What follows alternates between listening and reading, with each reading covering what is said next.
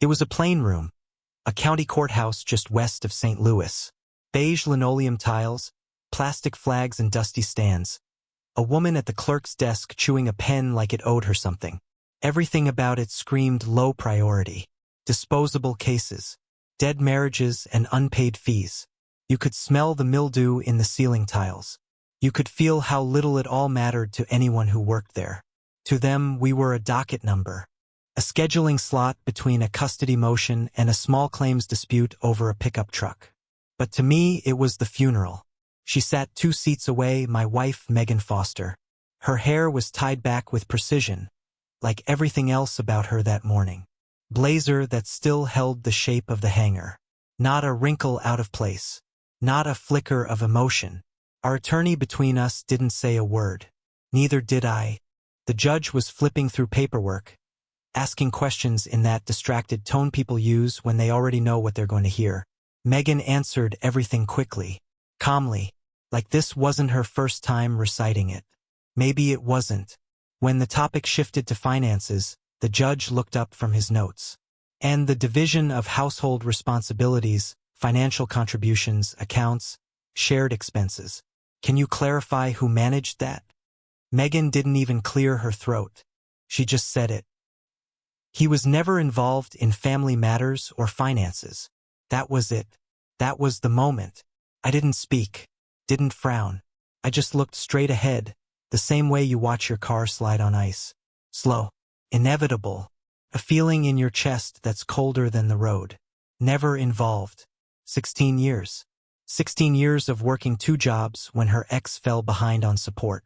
16 years of paying for private school tuition that she said would give her daughter a real sh*T. 16 years of being the fallback when the furnace broke or her brother's rehab needed a quiet bailout.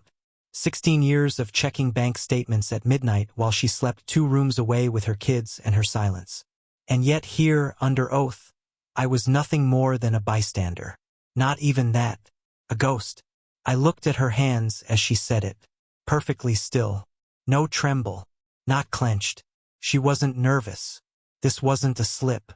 This wasn't an emotional overreaction in the heat of a custody fight. This was a position. One she had built, practiced, and believed she could defend in public. And she was right. The judge nodded, made a note. Our attorney said nothing. The room accepted it like it had always been true. I think the worst part wasn't hearing it. The worst part was realizing that no one, not the court, not the attorney, not the records or the receipts, was going to challenge it. Because she had erased me so gradually, so cleanly, that by the time the ink dried on that courtroom transcript, I was already gone. They talk about financial abuse like it's always violent, always controlling.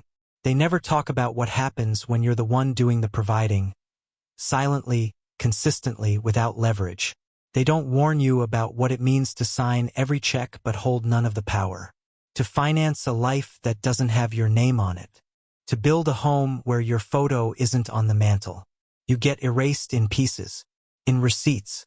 In withheld credit card access. In we'll figure it out later. In family vacations you're expected to fund but not invited to plan. In birthday dinners where you're handed the bill but not a slice of cake. And then one day you sit in a courtroom in St. Louis and hear the final version.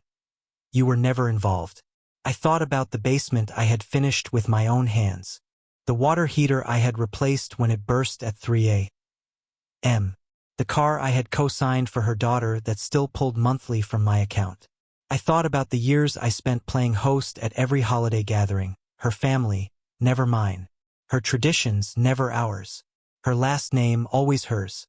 But none of it mattered. None of it counted. Because it had never been recorded. Never been claimed. My role had been tolerated, not acknowledged. And now it was being deleted. I sat there, staring at the wall behind the judge, trying to remember the first time I noticed it. The first moment I saw the thread begin to pull. I think it was Thanksgiving 5 years ago. Megan's sister had made some joke. Of course you pay for it, you're the bank, not the boss. And everyone laughed. Even Megan had laughed too, like a fool. Or maybe it was when her daughter, 17 then, told a friend in passing that she lived with my mom and some guy she married. I had just bought her a used car 3 weeks earlier. I had paid the insurance in full. But that's how it always was. I wasn't the man who raised them. I was the man who paid for them. And now, not even that. I looked at Megan, the way she sat there so composed. Not cruel, just indifferent. As if she were describing a business arrangement that had expired. He was never involved. She wasn't punishing me. She was explaining me away. And that's what K** led me. She didn't need to hate me. She just needed me to disappear neatly, cleanly, officially. And the court gave her the tools to do it. No questions. No objection. Just a note in a file and a nod from the judge. My entire adult life, rewritten in real time. When the hearing ended, Megan stood, shook hands with our attorney, and walked out without looking back. I stayed seated a moment longer. Long enough to let the silence settle. Long enough to feel it. There's a sound the world makes when it no longer needs you.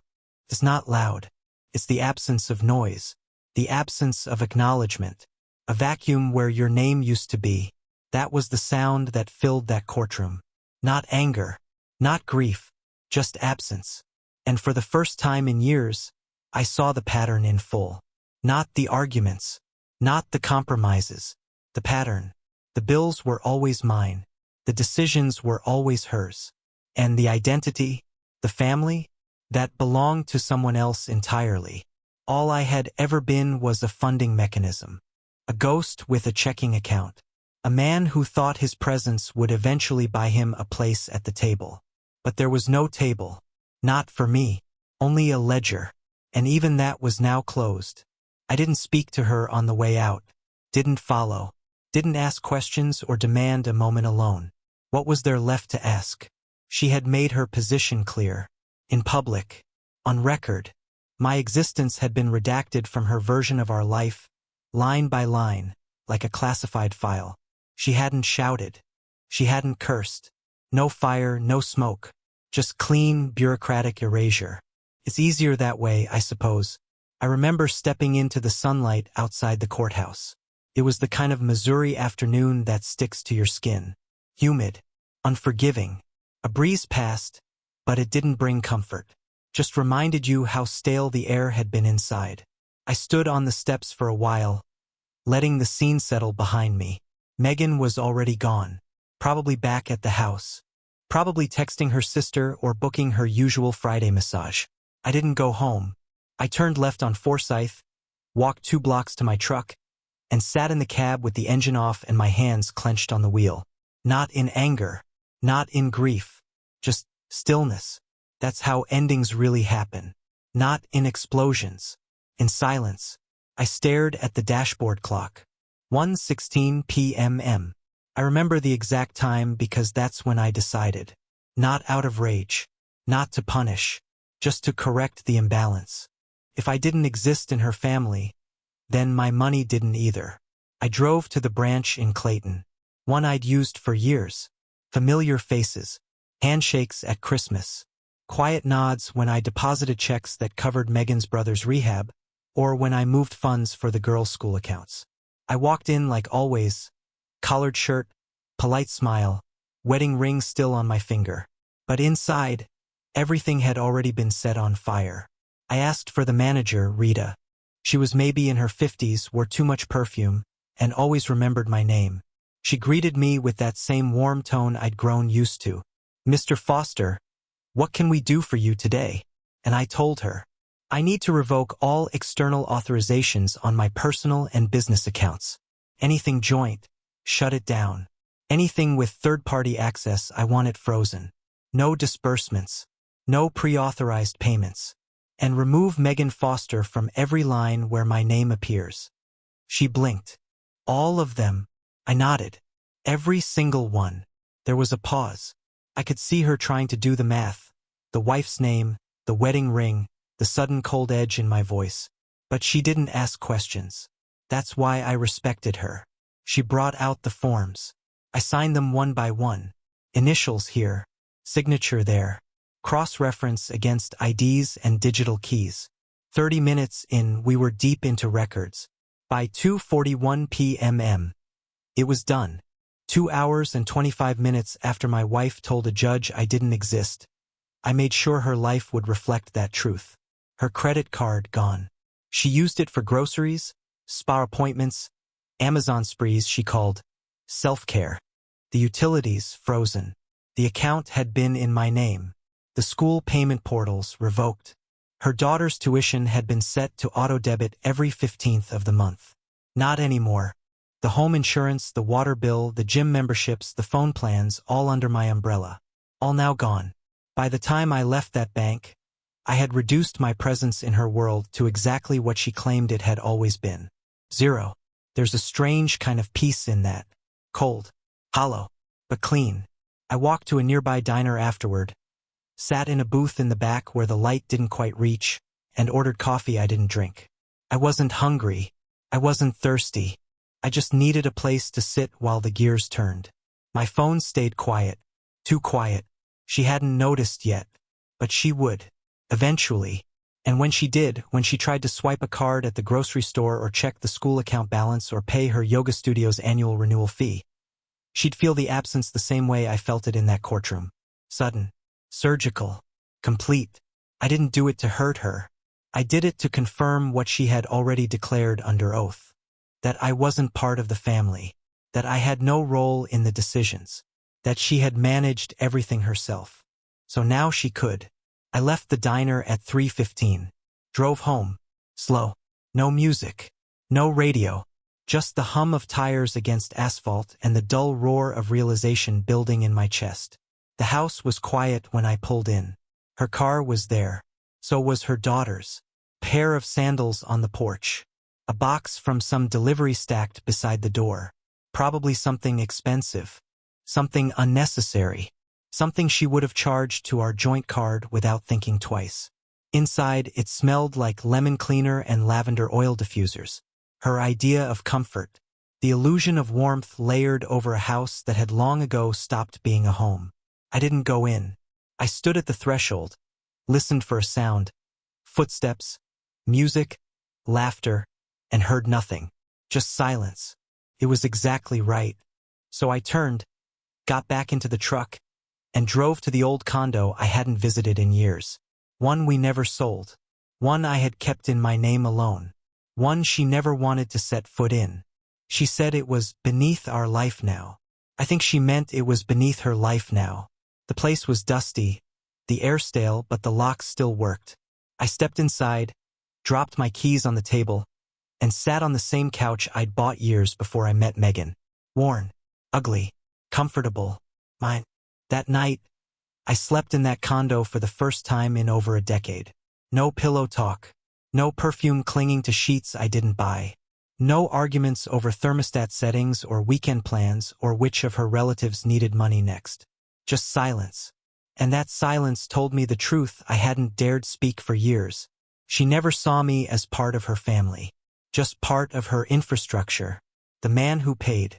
The man who showed up. The man who didn't ask questions when the receipts didn't match the stories. I wasn't her partner. I was her accountant. Until I stopped being useful.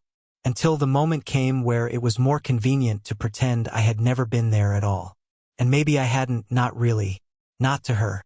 But now she would see what my absence actually looked like. The money was gone. The support was over. The safety net had been cut, folded, and burned. Let her explain that to the court next time. Let her rewrite that into the story. Let her carry what I carried. Alone. It started with small things. A text at 7:12 a.m. The next morning. From Megan. Hey, did the card expire? Grocery payment bounced. Weird. I didn't answer. At 7:45. Another. Phone's off. Is there something wrong with the account? 8:01. Michael. Seriously. Call me. I left the phone on the counter and let the battery die. By 9:30, the calls began. Megan. Then her daughter, Chloe. Then Megan again. Voicemails stacking up like junk mail. Tense. Clipped. Her voice didn't sound scared yet. Just annoyed. She still believed it was a mistake. Still believed the world would bend back to the shape she needed. I was at the condo, halfway through sorting a box of old receipts and half-dead electronics. Sunlight hit the blinds in crooked slats. I hadn't showered. I hadn't eaten. But for the first time in years, I felt no tension in my chest. Just stillness. By noon, the text shifted. Okay. What's going on? Did you cancel the cards? Why? This isn't funny. I'm in line at the store. Embarrassed. Call me now or I'm calling the bank. The bank wouldn't help. I'd signed every revocation with care. Nothing sloppy. Nothing impulsive. No loopholes to argue. Just clean, deliberate withdrawal. By 2 p.m. she escalated. Her brother called. Jason. Megan's freaking out, he said. She said the mortgage account bounced and the school called about Chloe's tuition. I stayed silent. Mike, man, come on. What are you doing? I'm aligning reality with her testimony, I said. What does that mean? She told the court I wasn't involved in the finances. I'm simply confirming her truth. He went quiet. Then, you're really doing this? No, I said. She already did. I'm just responding. He hung up. At 3:18, the lawyer called. The same one who sat silent in court as Megan told the judge I had no hand in the family. He left a message, carefully worded, trying not to pick sides. Michael, if we could clarify your intentions regarding the accounts, I believe we can get ahead of any legal entanglements. Megan is concerned about financial obligations being unmet, and understandably so. I deleted it. Let them panic. Let them scramble through the wreckage they insisted didn't exist. Because here's what no one tells you about being the provider. Once you stop, they don't thank you for what you did. They just curse you for not doing it anymore. The messages poured in all evening. The water's off. Do you realize what you've done? Chloe can't register for next semester. Fix this. You're sabotaging your own family. You'll pay for this. That one made me laugh. I had already paid. For 16 years I paid. Mortgage, tuition, braces, prom dresses, summer camps, doctor visits, therapy bills, broken phones, birthday parties for relatives who never learned my name. I paid in full. And now that the payments stopped, the illusion cracked. They were never grateful. They were dependent. There's a difference. By 6 o'clock, the calls turned frantic. By 7 o'clock, Megan was outside the condo. She knocked like she wanted the door to apologize. I opened it. She didn't say hello. What the hell are you doing? Her voice was sharp, but it trembled. Not fear, rage. I leaned against the frame. I'm living my truth, I said. You told the court I wasn't part of the finances. I'm honoring that. Are you kidding me? That was legal positioning. A technicality. You know how these things work. No, I don't. I don't know how it works to sit next to someone for 16 years and then hear them pretend I never existed. She tried to step inside. I didn't move. She stopped short. You're ruining everything, she hissed. I was everything, I said. And you buried me. Michael. No. You stood in front of a judge and made it official. You cut me out. So now there's nothing left to hold up your life. That's not revenge. That's mathematics. She stared at me like I was a stranger. Maybe I was. Maybe the version of me she knew, the silent, reliable one, died in that courtroom. You can't just leave us like this, she said. You already left, I said. You just forgot to tell me. She stood there a moment longer, then turned and walked down the steps, fast, like her heels were burning. I closed the door and stood in the dark for a long time. That night, Chloe called. Voicemail only. Michael, I don't know what happened between you and Mom, but please don't ruin my life over it. I didn't say anything in court. I wasn't part of that. Just, I need school. I need to stay. Please. I replayed it once, just to hear the tone. It wasn't affection. It was need. And I realized then they all spoke the same language. Need when they were cornered. Silence when they weren't. For years, Chloe had barely spoken to me unless she wanted something. A ride, a deposit, a favor. She never asked how my day went. Never remembered my birthday. But now, with her tuition account frozen, I was suddenly Michael again. Not him. Not the guy Mom married. But Michael. Spoken with a softness I had never earned. Only paid for. The next day, the pressure intensified. The lawyer emailed. Then called. Again. This time, the tone had changed. Less polite. More stern. Megan is considering a motion to contest the financial withdrawals as punitive. Of course she was. Because in her mind, this was punishment. She couldn't see it for what it was. Recalibration. I had spent 16 years underwriting a fiction. Now I was correcting the ledger. At 10 a.m. Jason showed up at the condo. No call. Just knocked. I let him in. "Man, what are you doing?" he said. I handed him a folder. Receipts. Payment histories. Auto-debit statements. Chloe's entire first year of college. Covered by my account. His sister's car insurance under my name. His own rehab deposit twice, both signed by me. He flipped through it slower now. "Why are you showing me this?" "Because when the story goes public, it won't be hers anymore." He looked up. "She said you'd snap. That you were unstable. Vindictive." "I'm neither," I said. "But I am done." He set the folder down and left. No defense. No apology. Just silence. By the afternoon, Megan sent a long message. Half threat, half plea. "You're destroying our lives over one sentence." That was the truth, though. One sentence had destroyed it. He was never involved. That sentence had unmade me.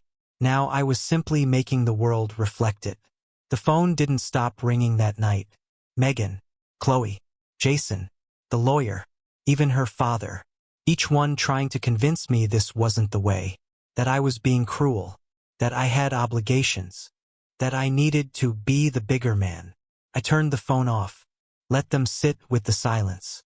Let them finally hear what I'd been shouting for years without words. No more. It ended quietly. No screaming match. No slammed doors. No final night where we said things we couldn't take back. Because we had already said them, in court, on record, through silence, through rewired bank statements. Everything that mattered had already been spoken. When the paperwork arrived, I signed without reading twice. She didn't fight. Not really. She asked the lawyer to request certain assets, framed as fairness. But she knew what was coming. The accounts were already separate. The damage was already done. She moved out of the house 2 weeks later. Took the furniture she liked. Left the debts she didn't. The mortgage, under my name. But I let the bank handle that. I'd already filed the quitclaim deed. It wasn't mine anymore. I didn't ask for anything. Not compensation. Not recognition. Not even closure. Because what I had really lost wasn't hers to give back. It was the years. The invisible scaffolding I'd built around a family that never saw me as part of it. The choices I made when no one asked me to. The countless, quiet sacrifices I offered with an open hand. Thinking someone, someday, would remember. They didn't. No farewell. No gratitude. Only absence. The daughter never reached out again. Chloe disappeared the way most beneficiaries do when the tap runs dry. She withdrew from school. Took a job, I heard. Something temporary. Maybe she blamed me. Maybe she didn't. But the silence said enough. Her friends stopped following me on social media. Not that I posted. But I noticed. One by one, the little acknowledgements vanished. I suppose I had been tolerated, not seen. Jason, Megan's brother, never returned the money. Of course not. He pretended it had never been offered. Never deposited. Never turned his utilities back on or paid off his DUI fees thanks to me. Funny how memory works when the accounts go dark. The final mediation lasted 27 minutes.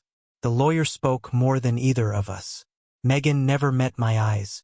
Not once. I didn't need her to. Because by then, I understood something most men learn too late. If you are not part of their story, you're just a footnote to their comfort. A bank account.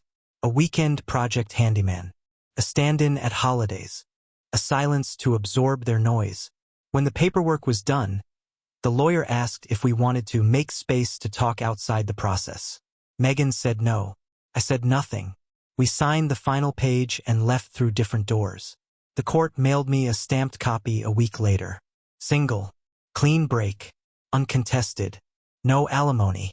No support. She couldn't ask for it.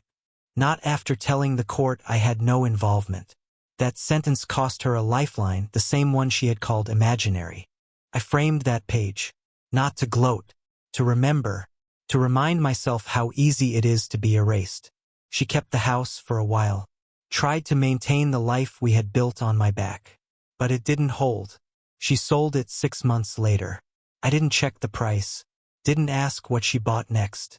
The truth is, I didn't care. Once I was out, I didn't look back. Because everything behind me was hollow. A story built on my labor, told without my name. They say time heals. It doesn't. Clarifies. It shows you exactly who people were when you stopped performing for them.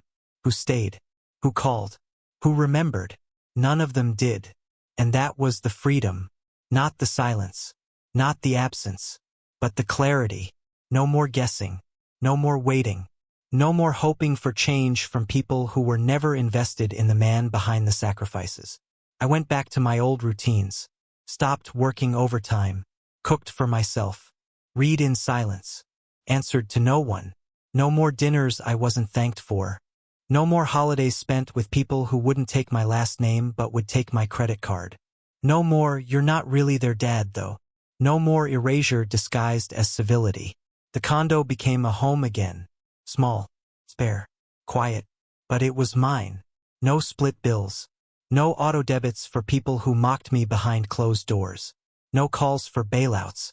No guilt texts at midnight. Just space. Just truth. I slept better in those first 6 weeks than I had in the last 6 years. No one knocking on my door. No one sighing when I asked to be heard. No one talking about real family when the checks cleared. I was alone, but not empty. I had finally reclaimed myself. Not in anger. Not in vengeance. But in clarity. In the end, I realized something that changed everything. If you allow yourself to be erased quietly, you teach them that you never mattered. But if you walk away when the silence becomes policy, when the courtroom becomes a confession, you leave behind not bitterness, but proof. Proof that you were there, that you carried more than anyone saw, that your absence has weight, that what they thought was disposable was, in fact, holding up the roof. And when it collapses, as it always does, they'll reach for you. They'll call. They'll plead. They'll say, "We didn't mean it like that." But meaning is measured in deeds, not corrections. In court transcripts. In signed withdrawals. In the moment they say, "He was never involved," and you let the world believe it, and then show them what it looks like when it's true. So now I ask you, after everything, was I wrong? Was I cruel to finally believe the version of the story she told when she thought it would benefit her? Was I vindictive for matching her narrative with the reality she begged the court to record? Or was it the first honest thing anyone had done in that house? You tell me, would you have stayed? Would you have kept paying to be invisible? Because I did. Until I didn't.